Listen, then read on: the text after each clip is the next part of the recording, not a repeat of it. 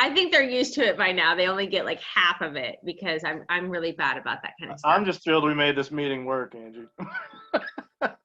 Hey, I was off today, so I'm a little off anyway, right? One of the questions, and I think it's pretty pertinent with your military background. Could you let a spider walk across your hand and not flinch? Well, it depends on the spider. If it's a brown recluse or a black widow, I'd probably flick it off. I don't end up in the ER. Come on now. Could you, though, if you had to, if your life depended on it? Yeah, I don't do well with snakes, though. It's not my thing. Neither does Jill. Jill doesn't like snakes either. So, anybody else like snakes? You guys all have pet pythons hanging out in the backyards? No? I'm not a snake fan either. But they eat the mice, and I like snakes better than I like mice, so I don't mind having the snakes out here. It's okay. So what advice would you give to somebody that has been out of school for a while? Because Professor McIntosh has recently gone back to school himself. What is something that, what's a piece of advice you'd give to a student on how to manage working, being in school as somebody that's been out of school for a while? Well, I mean, you got to prioritize, and you got to find a way to read fast. I'm doing 3 books a week now in my doctoral program at K-State, and it's still found time to go out in the backyard and build a trampoline for an 8-year-old tonight. But I mean, you got to plan. You know, I get up at 4 a.m. because nobody's up yet for 3 hours, and I get a lot of things done. But I mean, you got to commit and get that prioritization down, and then just roll into it. Your poor daughter, the trampoline's probably half built, and she's probably trying to jump, and the springs aren't there yet because we pulled you away. No. Just say, that's the other part of it. I mean, you know, you take things day by day. I know I wasn't going to get that trampoline done today, right? I've built many trampolines or helped put them together in our lifetime, and kids have probably had 4 or 5, and they're not fun. Not the spring ones, you know, in case you accidentally let go of one and it hits you. It's just, the kids love it, but the older you get, and I don't know if you guys have any kids, but when you, Jill's like, don't go there, Angie. But the older you get, the more you want to jump on it, and the more you can't, because the older you get, it's not good. I won't go there. So it's something she had brought up at another time. But okay, so what advice would you give to somebody for the MBA program specifically? Is there something that they should be concerned about? I know you've got a heavily military background, but you're in the classroom teaching a lot of management type classes. These are going to be our next managers out in the world. What should they be focused on? Our topic this week, Scott, is motivation. Okay. So what should they be focused on to help them become better managers in their daily lives, in their jobs? You got to be able to communicate. I mean, that's job one as a leader / manager, is to roll in there and be able to either make the pitch on, and I hate to say this, but PowerPoint, to be able to stand up there and you know, show what you want, or to put it in writing. I don't know how good you guys are with emails, but if somebody writes me the great American novel and then finally toward the end they tell me what they want, it's why would you want to read that? If you can communicate via email, for instance, in short, sharp phrases, I have BLUF right at the top, bottom line up front. Let people know what you want, and then they can prioritize their email stack and make things happen. But again, with the being able to get up there and give a presentation, everybody's got stage fright. I still do after 30 years of PowerPoint. But to be able to get up there and organize your thoughts on this, not read the slides, but give the bullet statements as to what's important and cover all those bullets and make the pitch, tell people what it is that you're looking for. I mean, that's essential. Every business in the world values that.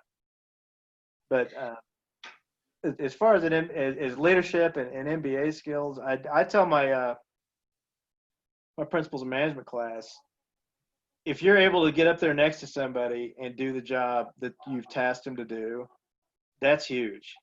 I mean, I spent more time in the military staying late with guys cleaning weapons just to make the point of, look, I know how to do what you do, and I'm going to be right here with you making it happen. But that's leadership as opposed to management. Leadership to me is getting people to do things they otherwise wouldn't do by appealing to the best parts of it. And by that, I don't mean fear or coercion, but hey, I need this from you. You're my guy or gal, and I can't get my job done if you're not committed to doing this. And that motivates people, in my opinion. One of the classes that Professor McIntosh teaches is he's taught business and professional communications as well.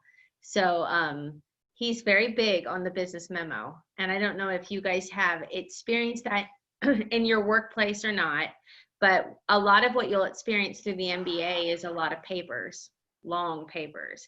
But you still also have to be able to concise the information down, like Professor McIntosh said, and what's your bottom line? And that's more of the executive type summaries that we've been talking about and we'll do for the business plan that you guys have been working on. And that's why it comes at the very end. So you've already done all your train of thought, and at the very end you wrap it up. Why is this important? Why do I need to know about it? And what is it going to do for the company? If they want to read more, they'll read more into your report. Not saying that it doesn't need to be there, but it's very important that you guys learn to write in a business type style.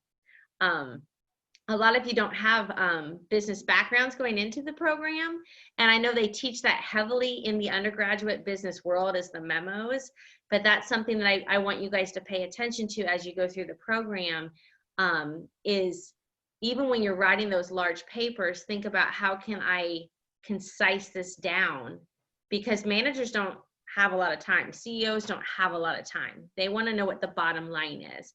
And Professor McIntosh is like the king of bullet points, right? Well, this is what I want. And here's why. I worked for people that they've got way less time than you have, and they're under far more pressure than you are, and they just don't have time. My dad's calling. They just don't have a lot of time on their hands, and they really value that bottom line up front approach. Mm-hmm. Oh, here's what he wants, right? Here's what I got to prepare for, right? So to me, that's one of those essential skills, is being able to communicate that and doing it with as few words as possible. That economy of words is huge. I'm sorry, Angie, I didn't mean to cut you off. Oh, no, you're fine. Do you think there's anything wrong with somebody going into their manager and just basically asking them, how do you want me to communicate? Some managers might want it a little bit differently. I think as an employee in a workforce, you need to know what your manager expects of you, and how they want you to communicate with them. So I don't think there's anything wrong with setting those parameters up front, and at least then you'll know what's expected of you. Well, my boss will tell you, I'll go into the office and ask if I can shut the door, and then say, hey, look, I'm not 100% sure what you're asking me to do or how you want me to do it. And she'll turn around and she'll tell me. And, after 30 years of doing it this way, I'm like, I got it. I'm going to go out there and I'm going to do what you need. But again, that candor, I don't know if she values it, but a lot of employers really do. I'm getting the thumbs up. Don't go in there and waste their time. Just find out what they want and how they want it. And then, loyalty goes both ways after you do that, I found. Yeah, I think as an employee, that's one thing that people, hesitate about approaching their managers or approaching their supervisors about. But if you don't know what is expected of you, how are you supposed to be able to deliver that? So I would say and encourage everybody, to have that conversation with their supervisors up front. How am I expected to do this? I don't know if any of you guys listen to Brene Brown. She's do you, Miss Shayla? I love her accent. That's one of the reasons why I like to listen to her. But she always says, paint done. What does done look like? And unless you can tell me what my finished product needs to look like, it's hard for you to expect something out of me if I don't know what your done looks like.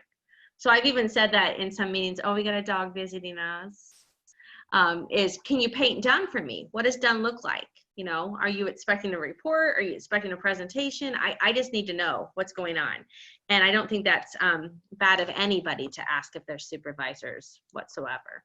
Well, let's take this in the other direction. If I were to roll into my boss's office with that approach that I just told you about, and she were to say to me, you know what, you're an idiot, get out of here.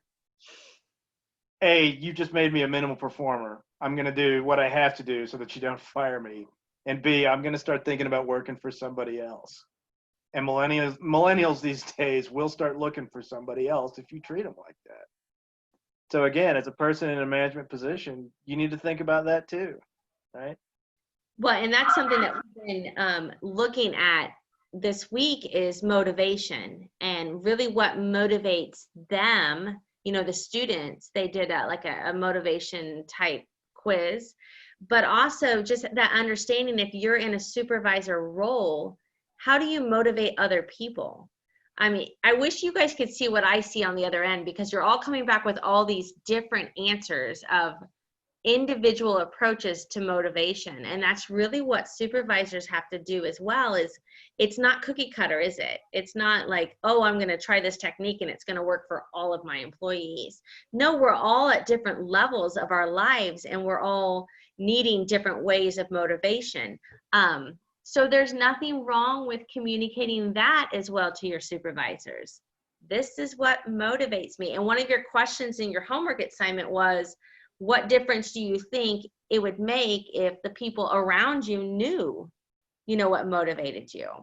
And maybe it's the employee's responsibility to tell their supervisors what it is that motivates them, and then put it in their hands, because they're not, you know, they don't read minds or anything. They have no idea that, you know, I get motivated by little projects. You know, that's what kind of pumps me up. My supervisor knows that about me. I get really excited when I get projects, but not everybody would get excited.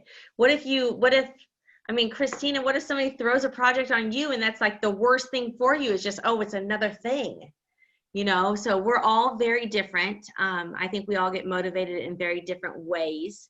And part of that relationship of being an employee is not sitting back and waiting for things to happen, but actually communicating those certain aspects with your employer as well. You guys might think I'm completely off my rocker, but I've been in jobs before where, you know, you sit there and in your head you're like, well, they're not utilizing me in the way that they should be utilizing me. I feel undervalued here. Why can't they figure this out?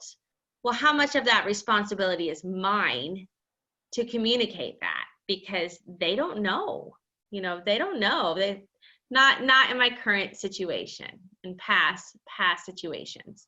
And it took me a long time, you know, well into my 40s, to figure that one out, that I have as much responsibility in this process as my employer does as well. To learn more about myself and, you know, my strengths and what motivates me in the direction that I want to go. And then to be able to communicate that to people so they can help me grow in my path as well. That's a big thing of motivation for me. So Professor McIntosh, what motivates you? Martinis? Well, that's no. I just, you know, part of the reason that I'm almost 50 and I'm doing a doctorate is because I feel like I need to grow. And you'll find with your employees that if they don't feel like they're growing, they're like sharks. They need to keep moving or they'll die. A lot of them. So to me, the idea of getting up every morning and thinking about what I got to do and then making it happen and then coming home and living my life, that's, yeah, martinis maybe. But to me, that's what keeps me going. I mean, you got to find that balance in your life in between the things that you really enjoy when you're at home with your people, and then what brings you fulfillment in the workplace. And that's hard for a lot of people to do. You know, I've known a lot of people who've lived their life for retirement, and then, you know, the retirement ceremony's over and their wives decide to leave them and their kids hate them and they they're just unhappy, and then in 2 months they're dead. I mean, you've got to find something that gets you out of bed every morning. So I'm going to work till I'm dead. That's what the men in my family do. We do have to ask Keith too. Keith just returned to work on Wednesday. How was your first 2 days back on the job, Keith?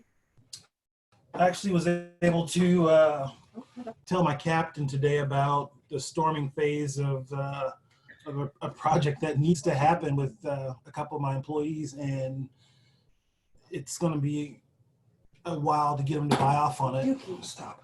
And but already using stuff at work for a project that I've got that it's a project, but it's more of a problem with some of my employees. So. Well, that sounds like an adaptive challenge. Yeah.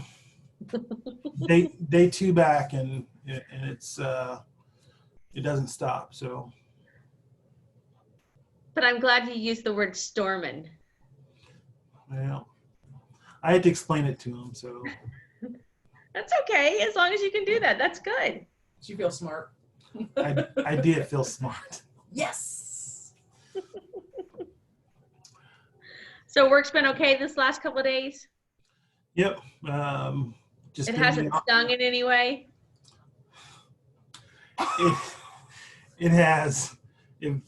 I guess what she's referring to, I went to lunch the other day and was out back in my patrol car and had my window down and sitting at a traffic light, and I got stung by a bee at the traffic light.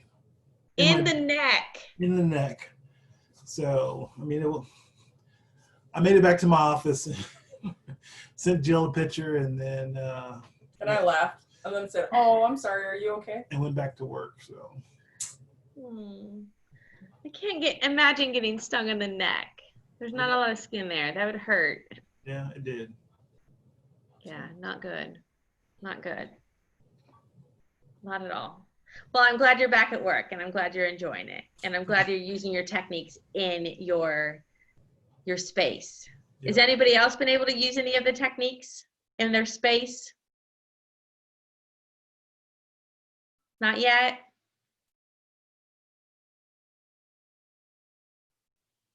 Well, you just gotta do experiments, guys. I do them all the time. Like, let's just see if this works. Let's just try this. Like, I'll learn something. I'll be like, let's try that. See if that works. Sometimes it does, and sometimes it doesn't. But that's how we learn, right? If we can apply things directly to our job. So, do you guys have any more questions for Professor McIntosh before he leaves? I don't want to keep him any longer since he's been having to build a trampoline. He probably needs a drink. Well, look, I will say this. You got to find time at the end of every day to think about what you accomplished and what you didn't. That reflection time is huge, even if you got to take a day off to go do it. But just think about, lessons learned and lessons identified every day, and that's how you progress day by day. That's all we can do. Do you miss the military? There are days that I do, but there are days that I definitely do not. I'm fine with no longer working in the rain, or dealing with food poisoning or getting shot at. So Do you miss the clearance that you had, like the information? Oh, you got that clearance for life. Oh, So it's it's just like phase 2, new career, and it's where I'm supposed to be. But again, if you don't feel like you're where you're supposed to be, you gotta grow into something else. I read an article the other day about that, and it was basically we had looked at job descriptions last week, and I had posed the question to a lot of you guys that would you only apply for a job that you felt completely qualified for? Because if that's the case, then where's that growth opportunity for you? But it is kind of a toss-up. If you're not completely qualified, are you going to be selected for an interview if you don't meet the qualifications? But I think anybody that walks in the door that meets 100% of the qualifications is going to be extremely bored at that job in 3 or 4 months, because where do you grow at that point? You know, you can walk in the door and just do it. So I encourage all of you guys, as you're going out there and searching, to go for something that just interests you, something that you want to do, not something that you're 100% qualified to do at the present time. You've got to leave some room to grow.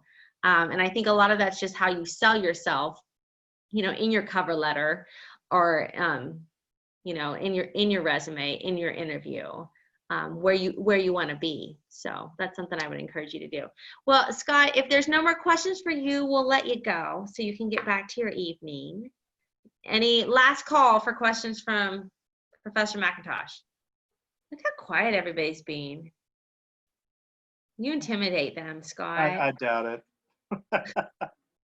But I do enjoy the opportunity to just talk to folks who are, you know, on the cusp of going out and doing great things. And from what I'm hearing, y'all are. So keep doing what you're doing. Well, Thank you for joining us. Enjoy the rest of your evening. my pleasure. And if you guys need anything, look, if you guys get done with this class tonight, and I say this to everybody, and you think, God, I wish I would have asked him that question, I know that Professor McCoy will provide you with my email address, and you can hit me up. Because again, if you guys leave a class and you got unanswered questions, we failed, and I don't like that. So, Or if you just want to speak like Russian to them, you can do that too. Yeah. We have a lot of students on campus that speak Russian, and or Italian, or many of the other languages Professor McIntosh speaks, and they will drop by just to have a chat with them. How many languages do you speak, Scott? Or well, when you work at NATO, you learn enough in several languages to order food and to converse with people. and ask where the bathroom is, or like a beer or something like that. Yes. You can say beer in 20 different languages. Beer. Piva. Bira. Yeah. It's a great skill to have. Well, all right, y'all. Like I said, hit me up if you got any further questions. I'm gonna jet. All right, Good luck thanks. to you. Have a good evening. See ya. Okay, guys, now that our guest is gone, I'm going to turn it back towards you guys. What have you guys learned this week about your own personal motivation? Have you guys learned anything new about what actually motivates you? Or has it reinforced some concepts of like, oh, I kind of knew that, but I wasn't really paying attention to that, and that's what's going to motivate me? Don't all speak at once. Keith just said that deadlines motivate him. Okay, well, that's good to know. I'm always working against deadlines, and you know, I may put it off, but if I know that it has to be done by a certain date, I mean, I still can get it done. We're complete opposites of each other. I was just going to I'm a say, work ahead type person, and he's like a drag your feet procrastinator, wait till the very last second, and tick tock at 11:59 he'll turn something in. I'm the planner, so it freaks me out at 11:59 because I'm like, watch, my internet will go out, and then I have to contact the professor and be like, I'm really sorry, but I tried to turn it in at 11:59 because I'm a procrastinator. This is what happened. And then I don't like having to contact people like that. So I just go, okay, well, 2 weeks early, here you go, you can have it. it kind of explains you guys' career choices though too.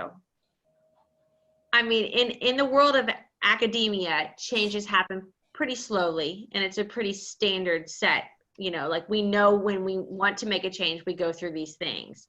Where, you know, Keith's in law enforcement, and you never know what you're going to expect, do you, Keith? I mean, it's like you're up against stuff all the time. So it's kind of like your personalities have kind of guided you to careers that complement your personalities. Yeah, so to speak.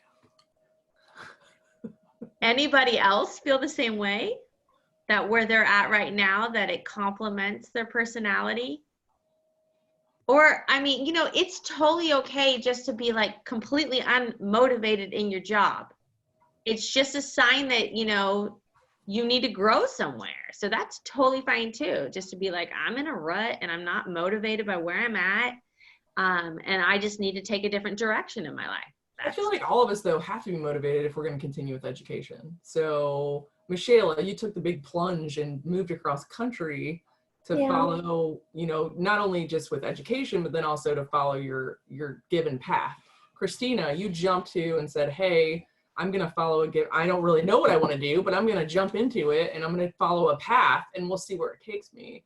Nolan, you were all over it with like, hey, I'm going to figure this out, right? And someone told me at one point in time that I was disadvantaged. I'm not disadvantaged and I'm going to take advantage of this, right? Like you're busting it out. And I mean, the same, I think can be said for almost all of us on this call. Like we obviously jumped into it headlong, whether we knew what we were getting into or not, or no matter how much we might regret it. Like 3 to 5 pages, are you kidding me? It's been like 12 years since 15 years since I wrote an academic paper. Are you kidding me? I'm used to emails. Let's write an email. We'll call it good.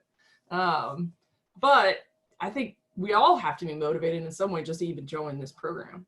That's just my personal opinion. I would agree. 3 to 5 pages is not much, Jill. Double space, it's not much. But it's one of those that if you haven't done it for a really long time, it is a big deal. And I know some of you guys are probably, Christina's written 30 already, like, wow, 3 to 5 is like a piece of cake, I'm sure. But I'm a little rusty. I haven't written my book since, 2015, Well, and of course, guys, Jill turned her paper in a couple weeks ago, so. But again, that's where the difference lies between us. And I have a million things on my plate as dean. I've got a million things I got to do. So that's why I was like, I better get this done so I can move on. No offense, Professor McCoy, but I have Canvas work I have to do for next semester already. Because she's a planner. There you go. Yeah, I get it. I was the same way when I was in school as well. Deadlines kind of freak me out. I've always wanted to be, if something's due, it's turned in 3 days beforehand because I don't want any hiccups. I just want to get it done. But I'm one of those people, I'm not motivated by deadlines. Deadlines freak me out. So that's why everything gets taken care of way before the deadline happens, because what if I forget something? Just my personality, but that's good to know. So did anybody learn anything new about themselves with the motivation? Those that have already completed the assignment, know what level you're at, and did it give you guys any insight? Well, that little like ranking thing, it kind of was like right on, because it said like my biggest need was like belongingness, I think, and like social group. And that's like kind of a huge thing right now because I'm right between careers. So like I left a group. I don't have a future group right now. I'm looking. So I'm kind of like really just needing that, where do I fit and who are my people? And so I was kind of like, that was like spot on. I was just kind of shocked because sometimes I don't understand. Like, I'm like, oh, these are my results. But that one was like hit me in the heart. I was like, yeah, that's like so true. And like even COVID has kind of probably had that with everyone. Everyone's working from home and they just need that like social group. Yeah. So I don't know. It's pretty great though. Every Thursday, we're your social group though. Where your I people look forward to Thursdays though, because it's like something I can mark in my calendar that's like, this is a set time with set people, like I can't change it. It's kind of great. I know it's kind of sad, but. No, I totally get it, because I think we've all experienced that the people that are back in the office, at least where we're at, we had a really tight, cohesive camaraderie, and then COVID happened. And everything just kind of like, everybody went off and started doing their individual things. I'm taking care of my family, which rightly so, you've got to do that kind of stuff. But it really has, I don't want to say damaged, but it's lessened, I think, the camaraderie that we were feeling before COVID happened. So even though you're a group in name, you're not really that group anymore, because we can't spend time together. We can't, go out for a drink after work or hang out after work or hang out in, your offices and stuff. It's different. It's awkward. And who knows how long that's going to hang around. But it's something I think we're all going to have to get used to, at least for a while, with COVID. Yeah, So I was at the vet today, and it was kind of funny because there's like a little bench that we got to sit at, and they put like blue duct tape like 1 foot from the bench, and they put a sign there like, "Don't leave the blue tape unless asked to." So it was kind of funny. They're just like, "Stay there, don't move." when it first opened up, the vet offices first opened up, they wouldn't even let you go inside with your animal. I had to pull up in the parking lot and just let them take my animal, who's scared to death of other animals, inside, and then I had to wait in the parking lot. It was bad. It was bad. You sit in your car for like 45 minutes waiting, like, oh, how's she doing inside? Yeah. So they've come a long way, at least allowing you in. But yeah, it's weird. It's a weird atmosphere. So, well, I'm glad it was spot on for you. And maybe it's something you already knew about yourself, but it's something that was reinforced. Like, oh yeah, I get that. That's something that I need. And there's nothing wrong with needing that. You just need to find your spot where you're given that, because that's where you're going to get that satisfaction from, is if you know that you're a type of person that wants to have a good group of people, or work within a team type situation. That's going to kind of focus you on where you want to be and what you want to do. Or even if you find yourself in an organization, there's nothing wrong with saying to your employer, your supervisor, can I lead this team? Can I be on this team project? Because that's something that you need and you like to be involved in. So that's kind of what this motivation type thing is trying to teach you, is what is it about yourself that then you can put into your work environment that will help you feel better about your job. Because, when we do things that we're good at, we all feel good, right? We exceed and our bosses notice and we feel good about it. And then you're tasked with things that you're horrible at, and it's just an uncomfortable feeling. So you as a person need to know to play to your strengths. And if you know what motivates you, that's going to help you help other people direct you into those types of activities. But I think a lot of the responsibility is you've got to know yourself, and you've got to be able to communicate that to other people, because they're not going to know that. Somebody that just meets Christina isn't going to know, oh, she needs a group type situation. She likes working on teams. That's something you're going to have to tell people, or just make sure that you're involved in that type of activity if that's what you're needing. So, anybody else learn anything? We should pick on Jacob because he's incognito tonight. I would say for me, more, not even with motivation, I feel like with this whole class, I've been able to really evaluate where I'm at. Especially with me being a teacher, I've come into conflicts with my boss. She's been coming at me at the wrong way of how she approaches things and how I should do things. And so one of my coworkers, who was a really good mentor of mine last year, even though I had another mentor, he didn't do a job, so I have another mentor that's doing that she stepped in. She recently quit. And so I've been hearing teachers quitting and been wanting to know what's the reason why. And so now all of these questions every week, or discussions and everything's been able to help me evaluate what really is where we're lacking, so that way I know if it's really the school that I need to move from, or is it really just, this is not for me anymore? Because I know me and my mother had a conversation about that. She don't think that teaching is for me anymore. And then I have my other friends who keep telling me that it is. So it's like, I'm still trying to figure out which way I'm going. And so this has been helpful for me, just to be able to figure out where do I need to go. I think my kids help me out a lot, because they always I show them all my assignments. They look at me like, they like, you got a big smart brain and everything. And I'm just like, well, when you get to college, you can do something like this too. And they don't believe that I can do all this stuff. So they've been a little bit of a motivation for me. I'm tired because I'm at the school from 7:30 in the morning. I don't leave till probably 7 o'clock at night. And so I don't really have no off days. So this has just been just going for me. I know I've been trying to get to my paper. I literally have all the stuff on my chair, and I still have never got to it. So I'm trying to get there, but it's been long weeks. We have not. Our next off day won't be till like that 2 days before Thanksgiving. So it's gonna be a long one. There's nothing wrong with just writing about what you just said. That's exactly what this paper is for. You have noticed what motivates you, what has made you think about things in a different way. That's the whole premise to this. Use your own situation as a case study and talk about your situation. That's totally fine. You know, I am unmotivated when my supervisor treats me this way or talks to me this way. And I've noticed that when somebody else, you know, talks to me this way, my motivation level goes up.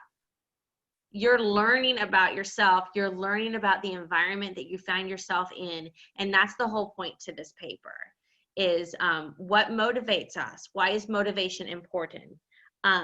Because like when Professor McIntosh left, he basically said, you know, at the end of the day, if you're not motivated, you're not going to stay. So it's very important for employers to motivate employees because your retention rate's better. Because we all know that when an employee leaves, you have loss of knowledge. You also have lag time of hiring somebody else in and getting back up to speed. So it's a financial issue as well for companies when people aren't motivated. I put an article, I think, out in the announcement on Monday, and it spoke to like 13% of workers are actually engaged in what they're doing. So if you don't feel engaged right now, you're not alone. I mean, if only 13% of people that are actually working are engaged in what they're doing and fully motivated to do it, that's a horrible statistic. And why aren't people taking this more seriously when if you're not engaged, you're probably not being as productive as you need to be, and probably not helping your organization out as much as it needs to be helped out. So it's kind of a, you know, motivation's a big topic where you can go a lot of different directions with this paper, but there's nothing wrong. I spent most of my MBA working through my own personal issues in my papers, you know, or seeing something that I didn't agree with. And most of the time we actually learn more, I think, from a negative situation than we do from a positive situation.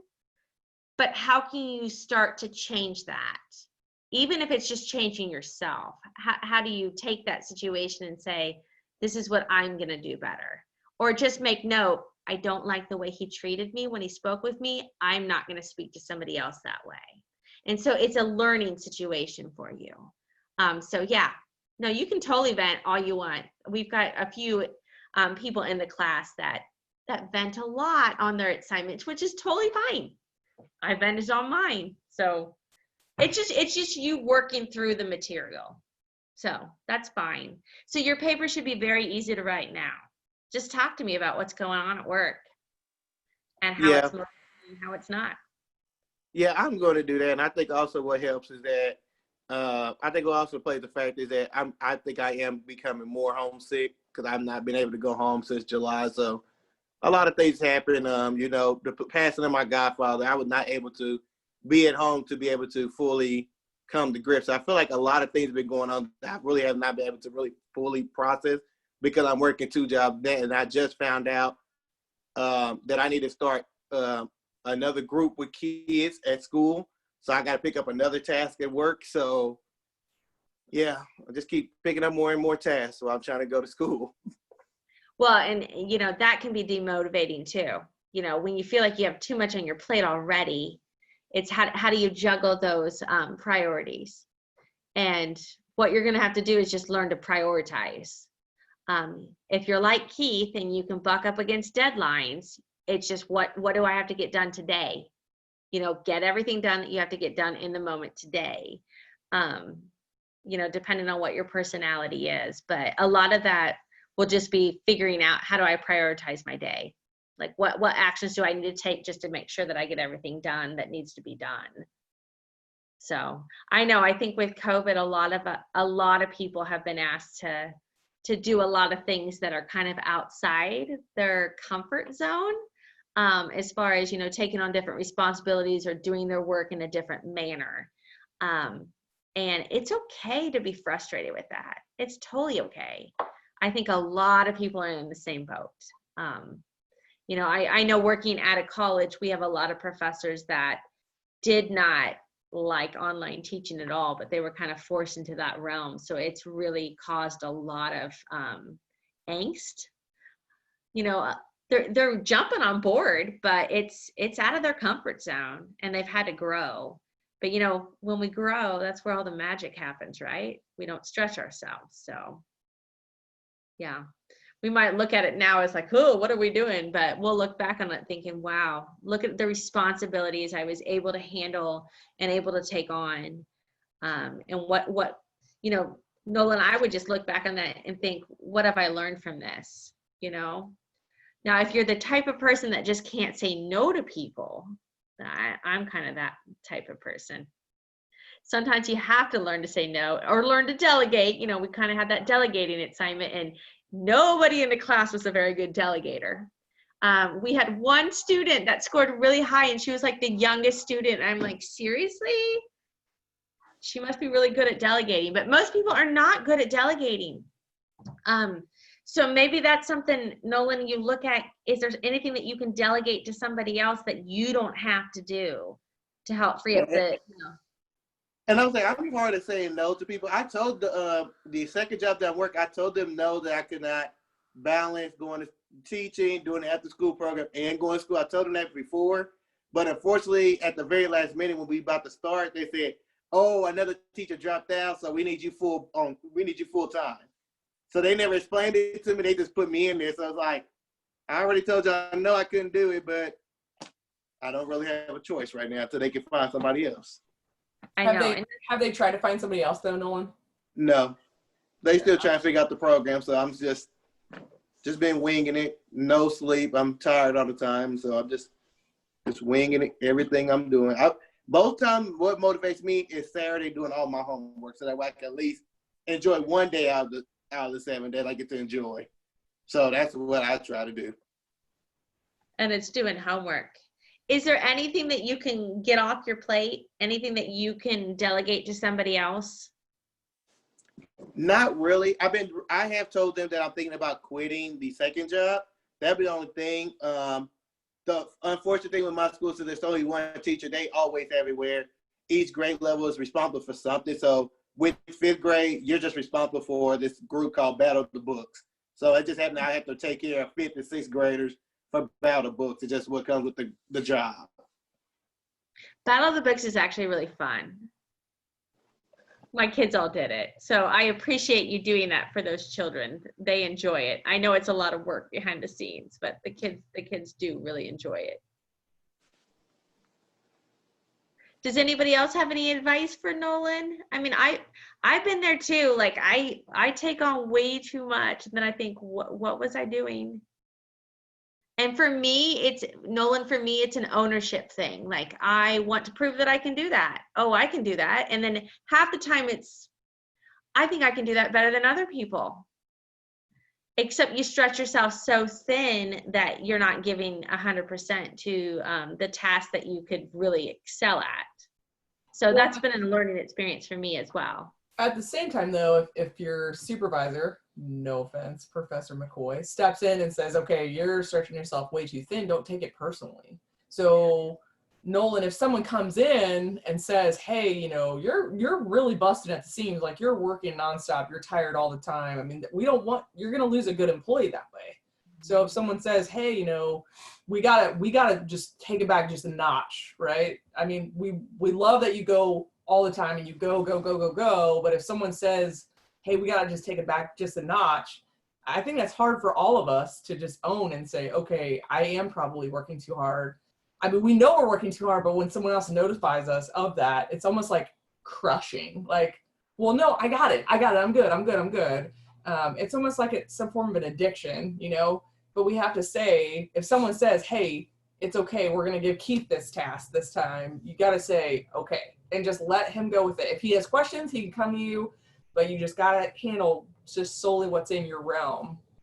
And I think that's really hard for a lot of people. I know that's hard for me, for somebody to say, you're totally overwhelmed, let me take this off your plate. Then I'm like, wait, no, seriously, I got it. Well, I just think that's our natural inclination. Plus, I don't know about you guys, but I often feel like, even in like group projects, I'll just do it myself because I know that I'll get it done.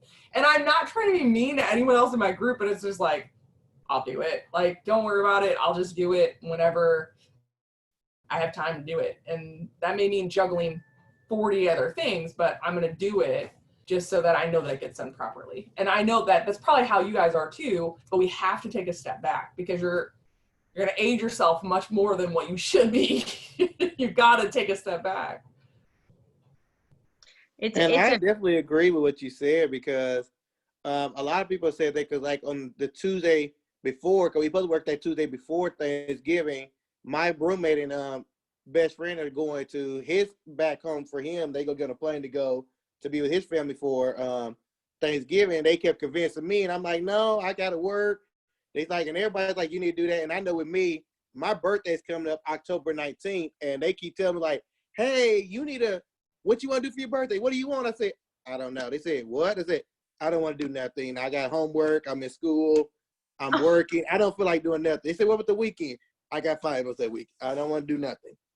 And so it's been hard because everybody tell me you need to take off for your birthday. You need to do this. I'm like, and I don't want to do it. And I think it's because that's just the way I was raised. My dad's that kind of person. He don't even like taking off days if he don't have to. And so I've been realizing that more, that I'm just starting to be more like my dad, where I don't just take off for nothing. Well, I'm the exact same way, and I have so much vacation time built up that I took today off, and it was so enjoyable, and it was just nice. Like, I'm looking forward to going back to work. You know, you do have to take that time for that personal care, and I'm the last person that should be lecturing anybody about personal care, because I'm a workaholic and I get it. But when you can actually do it and take some time off of your birthday. Our last week is not set up like your big paper is due this week. The last week is just your executive summary of your business plan. So it's not like this gigantic final for you. So just try to get it done a few days early and take that weekend off. You know, you're going to be starting your second class on your birthday, but that's just the first day of class. So you just got to check in. That's all you got to do. But yeah, you've got to make some time. And What make class sure are you in, Nolan? You're you're on muted. What's your second class? I don't know. Let me see if I can find it. It's probably org behavior. Well, I'll sing happy birthday to you. He's like, please don't. I think you're in org behavior. I don't know. I've got lots of students, so I couldn't tell you for sure, but You definitely should take the day off though. yeah. One day a year. Yeah, organizational behavior. Okay, well, Dr. Straub's your teacher, and go check in, read the syllabus, take the rest of the day off. It's going to be okay if you wait till Tuesday to do anything in that class. I'm telling you. I love that class, by the way. It's one of my favorite classes, but Dr. Straub will be fine with that. He'll give you some hard deadlines just like us, you know, where you'll have discussion questions due at a specific day. But for that first week, it's probably just going to be introduce yourself in the first discussion question. So don't feel bad taking some time off. I know Professor Straub personally, so if you'd like me to, I can actually send him an email to tell him to lay off on you for Monday, at least on Monday. Yeah. I know this guy. I kind of know him. So if you need it, let me know. I'll hook you up. Yeah, we can totally do that. So next week. I'll take it. Next week, we're going to be meeting with Dr. Cochran. So Dr. Cochran is the one that has designed our data analytics emphasis within the MBA program. So he's a computer guy, and he's really funny.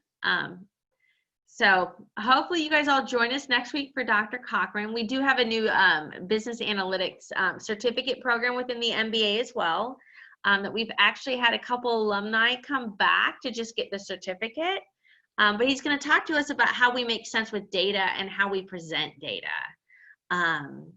in a way. It's the new and upcoming thing for business people as data analytics. So we're excited to have him join us next week. So anybody else have anything before we need to go? I just wanted to mention one thing that Dr. Ford had brought up about the group projects. And I think my motivation is not letting people down. So if I'm in a group project, I want to take it over because I'm like, all right, and that'll be my priority because I don't want to let anyone down. So, and Nolan, I like totally agree with you. Like I take on so much myself, and especially in my undergrad and my other master's program, I would just take on so much. I was having the same discussion 2 years ago, and I just kind of took the time. It seems like it's not a lot, but taking the day and taking time for yourself, even though you have all that stuff on your plate, I think really like decompresses that like feeling of like trying to come up from water, because that's how I feel like you're feeling. So I felt like I was drowning. I was like, I don't know what to do, but just taking time for yourself and nothing else, I think would really help.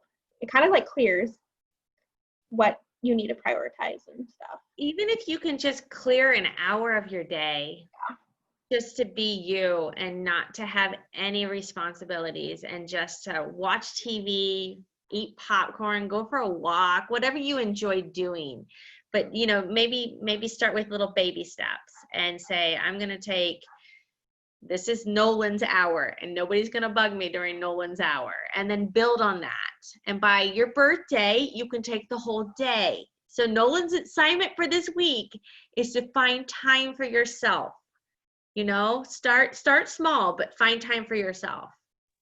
Yes, I will. I actually try to make use of my time. I know my kids been doing a lot of formal testing, so while they've been formal testing, I've been in the back of the room doing my homework. So at least like the discussion question, everything, and they was like, you did your homework? I said, yeah. They said, you got to type all of that? I was like, yeah. So.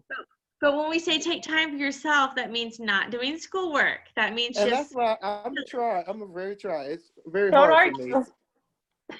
This is not a discussion. Well, the thing with me is that I have to get my roommate and my best friend to get me out the house. Because most times, if I spend time alone, I always think like, oh, I got to do work. And I'm always doing something.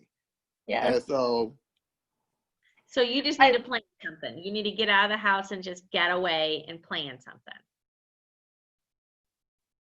There's nothing wrong with that.